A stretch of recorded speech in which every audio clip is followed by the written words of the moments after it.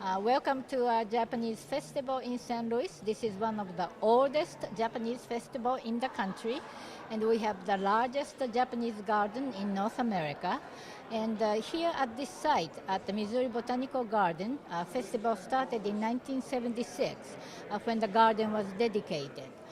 We have Ikebana International and Ikenobo School of St. Louis in this area.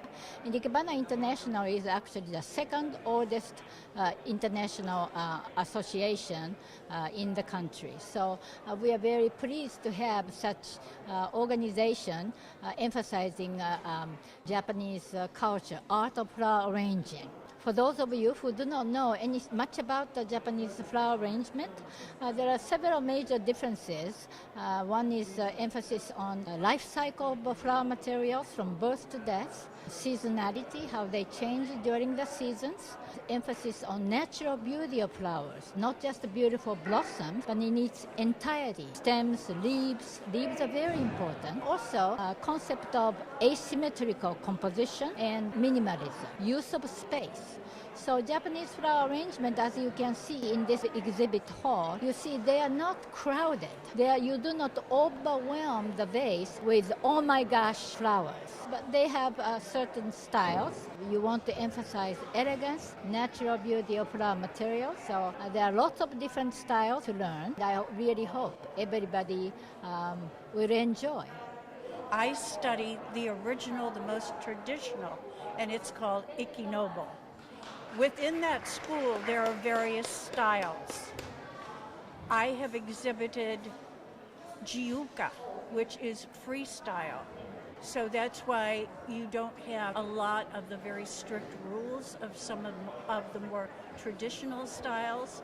I'll be demonstrating another style called Morimoto.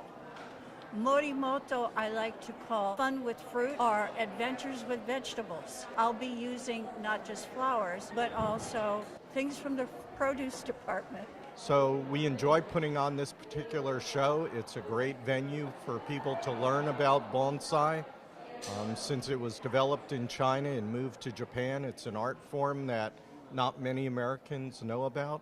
And this particular show is a good showcase to share our love with developing trees with the population that knows very little about it. There's a lot of interaction with the community that come to view the Japanese festival. And the first question everybody wants to know is, how old is the tree? Some of the trees that are in this exhibit go anywhere from 400 years old to about 100 years old. There's material that's only been in training for the last 7 years. So it runs the full gamut of very immature trees to very old trees. You know, we're just enchanted by the beautiful things that the Japanese garden has to offer for us. And there's a lot here to learn about the Japanese culture. I think that's what brings probably a lot of people here, not just for this culture, for other cultures. It's always good to learn and know things about other cultures. And plus, my niece lives over in Japan. So I thought by coming here, I could probably send this back to her and say, listen, I'm trying to learn about the culture here in the United States, where she's learning it in Japan.